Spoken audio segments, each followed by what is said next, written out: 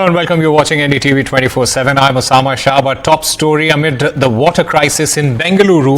Fresh appeal from the Karnataka Chief Minister. He's warned, Siddaramaiah has warned people of the state that there will be severe drought and that there is already work underway to resolve the severe water problem in several areas. Siddaramaiah goes on to add that the voters should keep the faith and assures that Congress will fulfill its guarantees and that the people should help them to win the Lok Sabha polls. And Pratibha joins us on the phone line to give us more details. Pratibha, fresh appeal from the Chief Minister. At the same time, keeping in mind the upcoming Lok Sabha elections, because this crisis is definitely going to be used by the NDA. Well, in fact, it also comes on a day when you have both the World Water Day that is also being celebrated, and this comes ahead of the Lok Sabha election. So keeping both of these in mind, it is definitely a fresh appeal that is made by Karnataka Chief Minister, and he also wants to ensure that what really was witnessed in the state during the assembly election, well, there would be a repeat of history as far as the Lok Sabha election is concerned. And just like they rode on the guarantees with respect to the assembly election, he's again banking on the guarantees for the Lok Sabha election as well, while promising that the water problem would be resolved very soon, despite a severe drought crisis that the state is undergoing at this point in time. And this also comes soon after a press conference that was held earlier today, where they demanded a level playing field to contest the Lok Sabha election, talking about how the central agencies were being used to skew this, and also talking about how the Congress is crippled in the campaign in the run-up to the Lok Sabha election by freezing 11 accounts of the party in different banks. Back to you. All right, Pratibha, thank you very much for getting us all those details. So the Karnataka water woes continue and Chief Minister making fresh appeal. And Tamil Nadu Chief Minister M.K. Stalin launched his election campaign for the central town of Trichy. Now, Stalin will be canvassing for India bloc candidate, and after launching the campaign, Stalin is set to embark on state tour. But today, at the start of his campaign, the Tamil Nadu Chief Minister launched a scathing attack on the BJP, raking up Union Minister Shobha Karandlaje's remark on the Bengaluru blast. Stalin said that BJP is trying to defame Tamilians.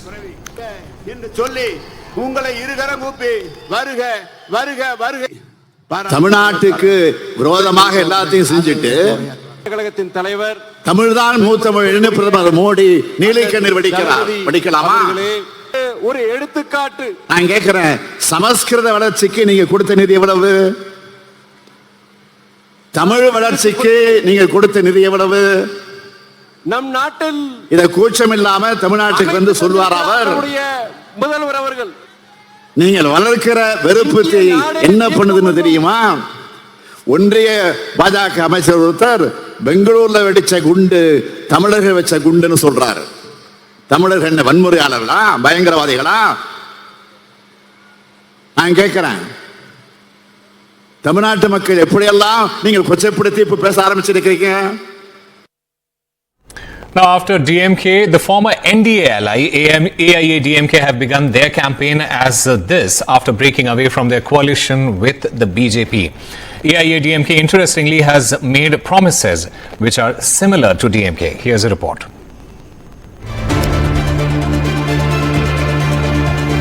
The AIADMK fighting Lok Sabha elections after breaking away from the BJP makes promises similar to its political rival DMK and much more. The Dravidian party in the opposition says it would push for merger of GST and cess, a Supreme Court bench in Chennai scrapping of NEET for medical admission. The party that helped the BJP enact CAA wants Lankan Tamils included for citizenship. அதிகமா இருக்கும்போது விலை உயர்த்திடுறாங்க. அந்த கச்சா எண்ணெய் இறக்குமதி செய்யும்போது விலை குறைகின்ற போது குறைக்கிறது இல்லை. ஏற்கனவே மத்திய அரசு அவருடைய கண்ட்ரோல் இருந்தது. அதே போல எண்ணெய் நிறுவனத்திலிருந்து மத்திய அரசாங்கம் இதை ஏற்று இதை நடத்த வேண்டும். பெட்ரோல் டீசல் விலை குறைக்கப்பட வேண்டும், அது எங்களுடைய கோரிக்கை. அதே போல சமையல் எரிவாயு அந்த விலையும் குறைக்க வேண்டும். போதைப் பொருள் ஒழிப்பு, நெகிழி பொருட்களுக்கு நிரந்தர தடை, விவசாயிகளுக்கு ஓய்வு திட்டம், தடையில்லா மும்முனை மின்சாரம், கூட்டாட்சி மொழி உரிய அங்கீகாரம்.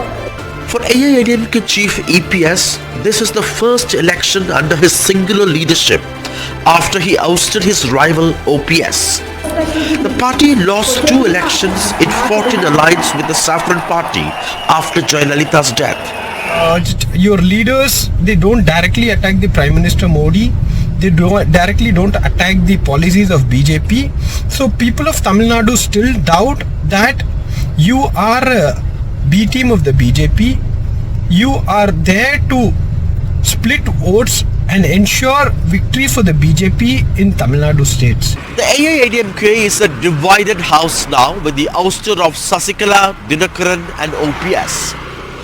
Even after parting ways with the BJP, winning the confidence of minorities is a challenge. APS hopes his singular leadership will add strength to reclaim the party's lost political fortunes. In Chennai with Suresh, Sam Daniel, Find TV. And Delhi Chief Minister Arvind Kejriwal has been sent to a 7-day enforcement directorate custody. Arvind Kejriwal was produced in the Rouse Avenue Court in Delhi today, where probe agency Enforcement Directorate requested for a 10-day custody.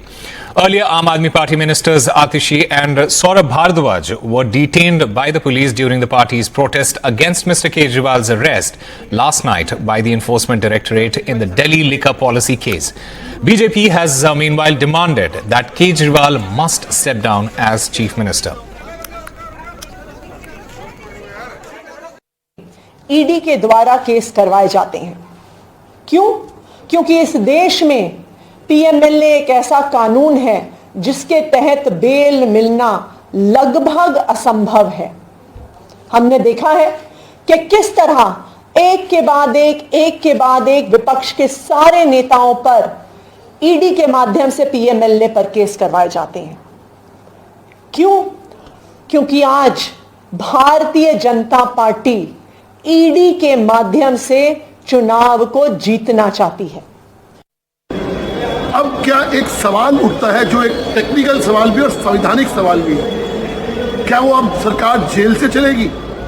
हमने तो सुना था sir जो गुंडा राज चलता था jail से, अब दिल्ली की सरकार क्या जेल से चलेगी? नई तरह की राजनीति है। भारतीय जनता पार्टी मांग करती है अरविंद केजरीवाल की लोगों से और आम आदमी पार्टी से तुरंत के तुरंत आम आदमी पार्टी अरविंद केजरीवाल का इस्तीफा ले। Well, it's been a long day for Arvind Kejriwal at the Rouse Avenue Court, and the court finally deciding to send him to a 7-day custody. So he will remain in ED's custody for the next 7 days. This is the court here right behind me, the Rouse Avenue Court in the national capital, that has ruled that Arvind Kejriwal will remain in the Enforcement Directorate's custody. Both sides made compelling arguments, the Enforcement Directorate's lawyer as well as Arvind Kejriwal's counsel. Remember, the Enforcement Directorate made 2 important points. One, that he is not just a co-conspirator in the case, but also has vicarious liability, and at the same time the Enforcement Directorate's lawyer said in court that Arvind Kejriwal allegedly received 45 crore rupees via this liquor policy case through the South Cartel group, the alleged South group that has been talked about. So of course the Enforcement Directorate saying that there was a nexus between K. Kavita, Manish Sisodia and Arvind Kejriwal, and of course that is something that the Enforcement Directorate looks to investigate further. This particularly after what was found by the Enforcement Directorate during the course of K. Kavita's questioning. What Arvind Kejriwal's lawyer had said? Well, several important points. One, that if a certain agency has a power to arrest, it does not mean that it goes out to arrest every opposition leader. Mr. Manu Singhvi also said that what really is the need to arrest Mr. Kejriwal at this point, and that it's a murder of democracy. Along with all these points, Mr. Manu Singhvi also said that all the information that the agency seeks to get can be obtained without arresting Mr. Kejriwal as well. So these were some of the arguments made, but finally the Enforcement Directorate has gotten 7 days of Mr. Arvind Kejriwal's custody, though it had sought 10 days of his custody. The political fallout is huge as well, because remember, Arvind Kejriwal is not just the star campaigner and the national convener, but the main vote catcher, the principal vote catcher of the Aam Aadmi Party, and he is now under arrest. So of course a huge constitutional crisis here in the national capital, and also a dent to the Aam Aadmi Party's Kattar Imandar image right ahead of the polls. But of course the more immediate crisis is what's unfolding in the national capital, which is now virtually totally without a chief minister, though he continues to be the chief minister. The Aam Aadmi Party saying that he will run the national capital from Tihar, and that is that is something that has many legal complications as well. So constitutional crisis in Delhi, and certainly a political one for the Aam Aadmi Party as well, which was founded on the principles of anti-corruption over 10 years ago at the iconic Ramlila Maidan. But for now, Arvind Kejriwal will remain in the Enforcement Directorate's custody for the next 7 days. In New Delhi with camera person Pooja Arya, Vedant for NDTV. News now from Odisha. It is confirmed now the BJPJD tie-up for Lok Sabha polls is not working out. BJP said it decided not to tie up with Chief Minister Naveen Patnaik's Biju Janata Dal after the centre found many schemes of the Modi government they have not been reaching the common people. So BJD has now made it official that it will contest all 21 Lok Sabha constituencies on their own. The BJP's decision comes after a big meeting in Delhi where Odisha BJP leaders convinced central leaders that an alliance with Mr. Patnaik's party would be against the BJP's interest.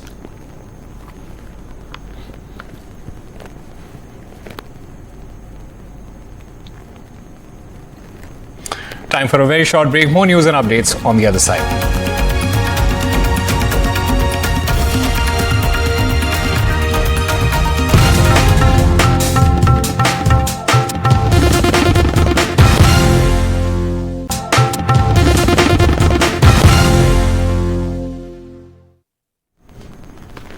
Welcome back. A fresh setback for the Congress in Himachal Pradesh. 3 independent MLAs have resigned and are likely to join the BJP. One of these 3 leaders has said that they will contest the elections on a BJP ticket. Earlier, 6 Congress MLAs had also resigned. The independent MLAs have said that Chief Minister Sukhwinder Singh Sukhu has targeted MLAs and their families and registered false cases against them after they voted in the favour of BJP candidate in Rajya Sabha elections last month. BJP Legislature Party in Himachal held a meeting today amid developments in Congress. This as Chief Minister Sukhu accused BJP of luring MLAs.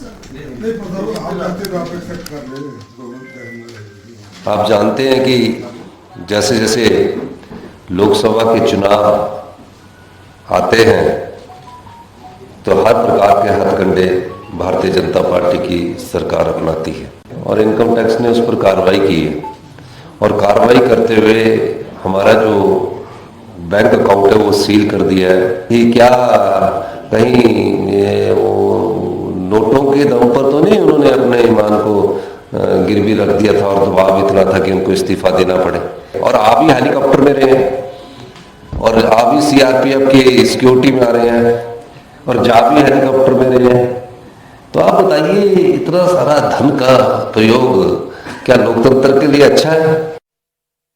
जो party ने कार्यक्रम दिए हैं, अभियान दिए हैं, उनकी यहाँ पर समीक्षा कर रहे हैं। जैसे आजकल त्रिदेव सम्मेलन हर विधानसभा क्षेत्र में हो रहे हैं, तो कहाँ हुआ, कहाँ नहीं हुआ, कब होगा।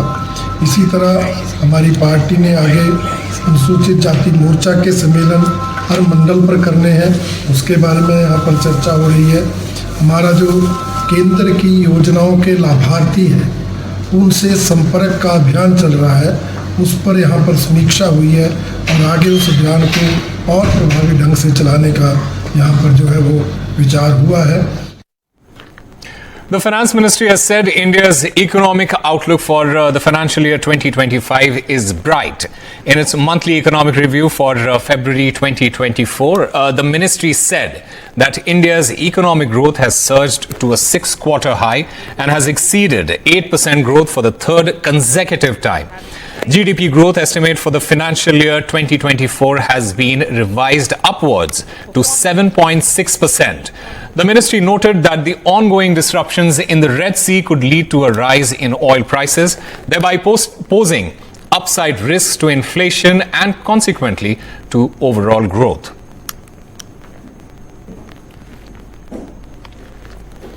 Prime Minister Modi was honoured today with the highest recognition of the Kingdom of Bhutan.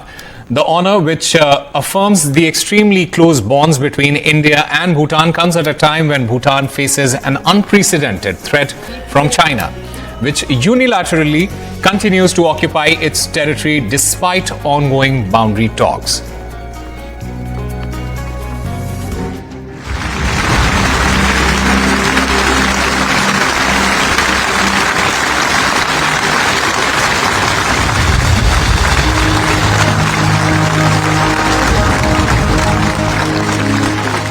highlight of Prime Minister Modi's visit to Bhutan is perhaps the award that he has been given. The highest civilian honor, the Order of the Druk Gyalpo, was conferred upon him by His Majesty the King of Bhutan. An affirmation that comes at a time when Bhutan faces a shared territorial threat from China. Dari ngachira kaya na jomgumi de dam jaga jung niba chimtsagi akhabki mise de jura rolinchu modi koragi katule ngache rulu de japcho remumbe. This statement from the Bhutanese king would have been watched closely by Beijing, which has been trying to extend its sphere of influence in Bhutan by opening an embassy. Bhutan and China do not have diplomatic relations. They are also in the midst of talks to resolve boundary issues. But that hasn't stopped China from unilaterally occupying Bhutanese territory, including areas that are considered the ancestral home of the Bhutanese royal family. Today, the Prime Minister was welcomed by thousands of Bhutanese nationals who lined the road to receive him. The show of affection was clearly evident. आपने एक एक शब्द जो लिखा है, मैं नहीं जानता हूं कि मेरी योग्यता कितनी है, लेकिन आपने जो कुछ भी लिखा है, आपने जो कुछ भी कहा है, हो सकता है उन मुद्दों को लेकर के, उन भावनाओं को लेकर के मैं अपने जीवन को भी ढालूं, अपने कार्यों को भी आगे बढ़ाऊं, ताकि आपकी जो मनोकामना है, आपने जो भाव व्यक्त की हैं, उसको मैं भविष्य में साकार करके भारत भूटान को, इन संबंधों को नई ऊंचाई पर ले जाने में निमित्त बन सकूं. Both sides also agreed on 7 MOUs or agreements, which included areas like education and cooperation in space. Bhutan is also setting up the Gelefu Mindfulness City, which will use a land link to connect Bhutan to Myanmar, Vietnam, Laos, Cambodia, Thailand and Singapore through Assam and Northeast India. This is the last visit of the Prime Minister ahead of the general elections and comes less than a week after the Bhutanese Prime Minister was in India for a visit.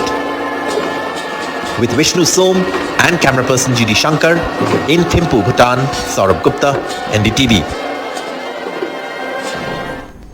Time for a very short break. More news and updates on the other side.